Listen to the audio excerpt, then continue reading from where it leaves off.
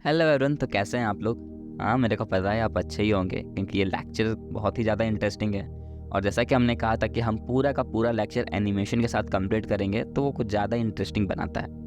हाँ, मेरे को पता है। तो चलो इस लेक्चर को स्टार्ट करते हैं, पर उससे पहले कुछ बेसिक चीज़ों के बारे में देख लेते हैं कि इस चैप्टर में हम पढ़ेंगे क्या। तो यार, ह्यूमन रिप्रोडक्शन पढ़ने से पहले रिप्रोडक्शन क्या कहता है ये तो हमें पता होना चाहिए।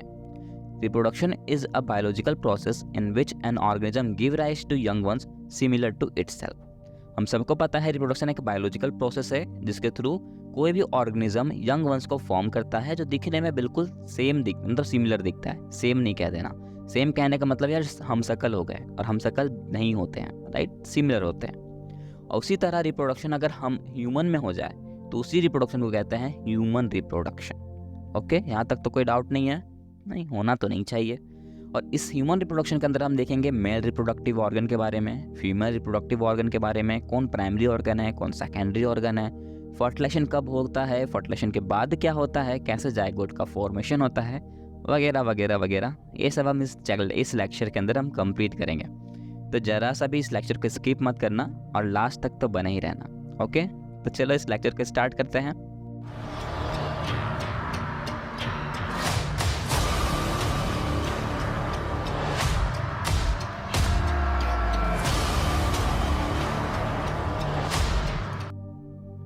तो सबसे पहले टॉपिक डालते हैं मेल रिप्रोडक्टिव सिस्टम। इसके अंदर हमें 4 चीज़ देखने को मिलेगा। सबसे पहले बात करेंगे टेस्टिस की, फिर बात करेंगे एक्सेसरी डक्ट की, फिर हम एक्सेसरी ग्लैंड पर आएंगे, उसके बाद हम एक्सटर्नल जेनेटिलिया को देखेंगे। तो ये सीक्वेंस कुछ इसी तरह का रहेगा, तो इसको लिख लो। ओके, टेस्टिस की बात करते हैं। तो टेस्टिस जो होता है एक पोच लाइक स्ट्रक्चर में जाकर के ये स्टोर होता है जिसको अपन स्क्रोटम कहते हैं। और स्क्रोटम का काम होता है कि हमारा नॉर्मल बॉडी टेम्परेचर से 2 to 2.5 degree Celsius body temperature वो कम करके रखेगा। ऐसा क्यों करके रखता है? ऐसा इसलिए करता है क्योंकि उसे आगे जा करके स्पर्मेटोजेनेसिस का प्रोसेस कंप्लीट करना रहता है। इट मीन्स स्पर्म को फॉर्म करना रहता है, इसलिए वो जो है स्क्रोटम ये काम करता है। राइट, बिल्कुल सही है। आगे बात करते हैं तो इसकी लेंथ और विड्थ की। लेंथ होता है 4 to 5 सेंटीमीटर, विड्थ होती है 2 to 3 सेंटीमीटर। अब हम बात करते हैं जो टेस्टिस होते हैं ये 3 लेयर से कवर्ड होते हैं। आउटर मोस्ट लेयर का नाम है टूनिका वैजिनलिस, मिडिल लेयर का नाम होता है टूनिका एल्बुजिनिया, और इनर मोस्ट लेयर का नाम होता है tunica vasculosa. Internally testis is divided into 250 compartments which is known as testicular lobules। तो हम बोल सकते हैं कि इस टेस्टिस के अंदर 250 टेस्टिकुलर लोब्यूल्स प्रेजेंट होते हैं। And each lobules contain 1 to 3, मतलब 1 से 3 है ना, 1 to 3 मतलब 1 to 3 ऐसा अलग नहीं समझना, 1 to 3 highly coiled seminiferous tubules present होते हैं जो स्पर्म को प्रोड्यूस करने का काम करते हैं। राइट, उसके बाद ये जो सेमिनिफेरस ट्यूब्यूल्स होते हैं ये जॉइन होते हैं एक डेंस नेटवर्क ऑफ ट्यूब्यूल के साथ। कहाँ पर? तो टेस्टिस के पोस्टीरियर पार्ट पर, और उस टेस्टिस को बोलते हैं अपन रेट टेस्टिस। क्या कह देंगे? Rate testis. राइट, अब आते हैं वासा एफरेंसिया पास। वासा एफरेंसिया भी क्या है? एक डक्ट है, एक्सेसरी डक्ट है। तो ये डक्ट का काम है कि ये स्पर्म को कैरी करता है, रेट टेस्टिस से ले जाकर के इपिडिडाइमिस तक पहुंचाने का काम करेगा। अब स्पर्म जो है वो कहाँ तक पहुँच जाएगा? एपिडिडाइमिस तक पहुँच जाएगा। और epididymis is a highly coiled long tubule which is present along the posterior surface of each testis and it helps the maturation of the sperm। ये एपिडिडाइमिस जो होता है यही स्पर्म को मैच्योर करने का काम करता है, यही स्पर्म को 3 पार्ट में डिवाइड करने का काम करता है, हेड, बॉडी और टेल में। अब ये जो स्पर्म है ये कहाँ पर जाएगा? वास डिफरेंस के पास जाएगा। और वास डिफरेंस जो होता है ये प्रेजेंट होता है abdomen and loop over the urinary bladder, उस जगह पे प्रेजेंट होता है। और उसी जगह पर वो एक एम्पूला को फॉर्म करता है, और एम्पूला ही आगे जाकर के स्पर्म को स्टोर करने का काम करेगा, और इसी एम्पूला से स्पर्म बाहर आता है। तो यहाँ तक हमने कंप्लीट कर लिया। इट मींस हमारा पाथवे जो था स्पर्म का वो कंप्लीट हो चुका है। अब इसको शॉर्ट में देख लेते हैं। तो टॉपिक डालो पाथवे ऑफ स्पर्म। सबसे पहले स्पर्म कहाँ पर बनना शुरू हुआ था? सेमिनिफेरस ट्यूब्यूल के पास। ये सेमिनिफेरस ट्यूब्यूल से फिर कहाँ गया था? रेट टेस्टिस के पास गया था। रेड टेस्टिस से जानने के बाद ये वासा एफरेंसिया के पास गया। वासा एफरेंसिया ने इपिडिडाइमिस को पास किया। इपिडिडाइमिस ने उसको मैच्योर किया। मैच्योर करने के बाद उसको 3 पार्ट में डिवाइड किया, हेड, बॉडी और टेल में। डिवाइड करने के बाद वो स्पर्म को भेज दिया वास डिफरेंस के पास। वो वास डिफरेंस एम्पुला को फॉर्म किया। एम्पुला को फॉर्म किस जगह पे किया? एब्डोमेन रीजन पे। वहाँ पर उसने एम्पुला के पास स्पर्म को स्टोर करके रखा गया और उसी एम्पुला के थ्रू फिर वो क्या हुआ होगा? स्पर्म को रिलीज किया होगा। स्पर्म बाहर जाएगा। बाहर किसके थ्रू जाएगा? तो ऐसे एजाकुलेटरी डक्ट के थ्रू जाएगा और एजाकुलेटरी डक्ट से फिर कहाँ जाएगा? यूरेथ्रा के पास जाएगा। कौन सा यूरेथ्रा? तो अभी जो हमने यूरेथ्रा देखा ना, प्रोस्टैटिक यूरेथ्रा, उस प्रोस्टैटिक यूरेथ्रा के पास जाएगा और उसके बाद वो स्पर्म जो है वेजाइना के पास जाएगा और वेजाइना के पास जाने के बाद मैटिंग जो है, और वेजाइना के पास जाने के बाद पूरा का पूरा फर्टिलाइजेशन का प्रोसेस कंप्लीट होगा। तो ये था पाथवे जो हमने पहले बहुत इजी वे से कंप्लीट कर लिया, राइट। तो यहाँ तक तो कोई दिक्कत अभी तक नहीं होगी। अरे यार चैप्टर बहुत मज़ेदार है यार, कोई दिक्कत नहीं होने दूंगा, प्रॉमिस। तो एक टॉपिक डाल लेते हैं, internal structure of seminiferous tubule, जो आपको नीट में कभी कभार क्वेश्चन पूछ देता है पर ज़्यादा क्वेश्चन नहीं आता, पर देख लेते हैं ना, एनसीईआरटी में दिया है तो फिर क्यों छोड़ना। Okay, each seminiferous tubules internally lined by 2 type of cell. पहला सेल है मेल जर्म सेल जिसको अपन स्पर्मेटोगोनिया कहते हैं। दूसरा है सर्टोली सेल जिसको अपन नर सेल भी कहते हैं। तो जो मेल जर्म सेल होता है इसके अंदर ही म्यूटिक डिवीजन होता रहता है और इसी के अंदर लीडिंग टू स्पर्म का फॉर्मेशन होता है। बात करो सर्टोली सेल की जिसको अपन नर्स सेल कहते हैं, इसका काम है ये जो जर्म सेल बनेगा उसको न्यूट्रिशन प्रोवाइड करते रहना, और जर्म सेल को अगर न्यूट्रिशन प्रोवाइड होगा तो कहीं ना कहीं स्पर्म को भी न्यूट्रिशन मिलेगा ही मिलेगा। तो ये जो सर्टोली सेल है बोल सकते हैं कि जर्म सेल को भी न्यूट्रिशन प्रोवाइड करता है और स्पर्म को भी। अगर हम बात करें तो इसके अंदर 2 सेल और आते हैं। एक होता है लीडिंग सेल जिसको अपन इंटरस्टिशियल सेल कहते हैं। इसका काम क्या है? इसका काम है स्पर्मेटोगोनिया का प्रोसेस को कंप्लीट करना, और स्पर्मेटोगोनिया का प्रोसेस कंप्लीट होगा इट मीन्स ये स्पर्म का फॉर्मेशन करवाएगा। दूसरा होता है इम्यूनोलॉजिकली कॉम्पिटेंट सेल। एक तरह से बोल सकते हैं तो ये जो लीडिंग सेल होता है इसको ये प्रोटेक्शन प्रोवाइड करके रखता है। तो यहाँ तक का टॉपिक जो था पूरा का पूरा कंप्लीट हो चुका है। अब हम बात करते हैं पेनिस की जिसको अपन मेल एक्सटर्नल जेनेटिलिया कहते हैं। पेनिस जो होता है ये एक स्पेशल टिश्यू से मिलकर के बना होता है जिसको कहते हैं इरेक्टाइल टिश्यू।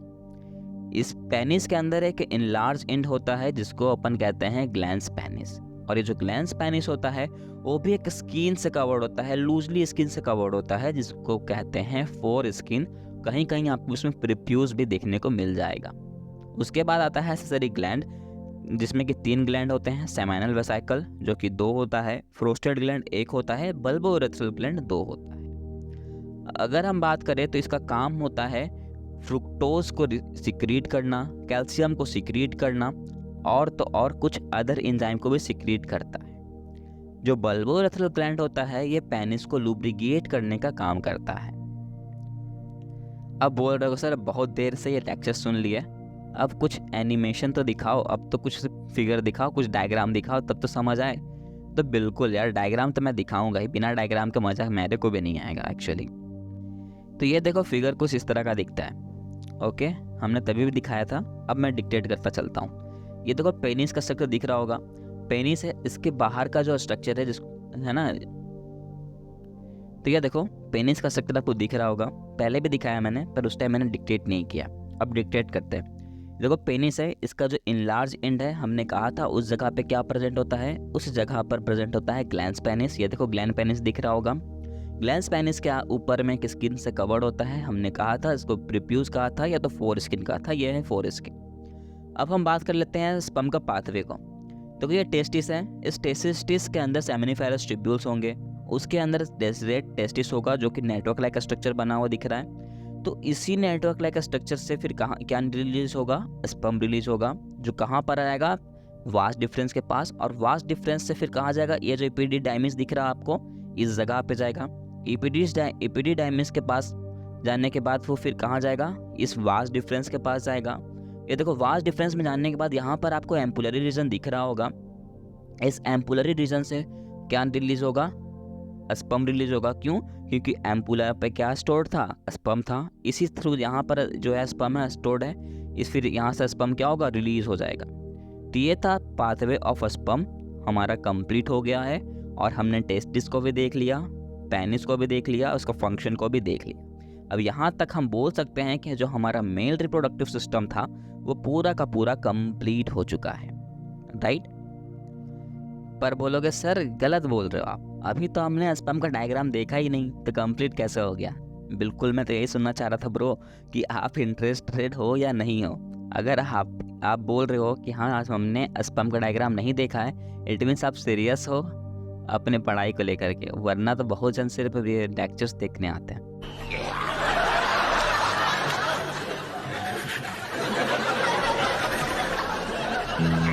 नहीं, याद करो हमने मेल जर्म सेल देखा था कि नहीं देखा था? देखा था। कहाँ देखा था? सेमिनिफेरस ट्यूब्यूल के पास।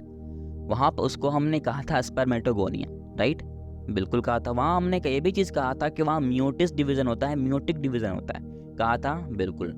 क्यों कहा था यार? वहाँ वो डिवीजन से क्या होता था, उस डिवीजन होने के बाद वो लीडिंग सेल बनाता था, और लीडिंग टू क्या बनता था, स्पर्म फॉर्मेशन होता था। तब उसका हम यहाँ पर डायग्राम देख लेते हैं कि होता क्या था।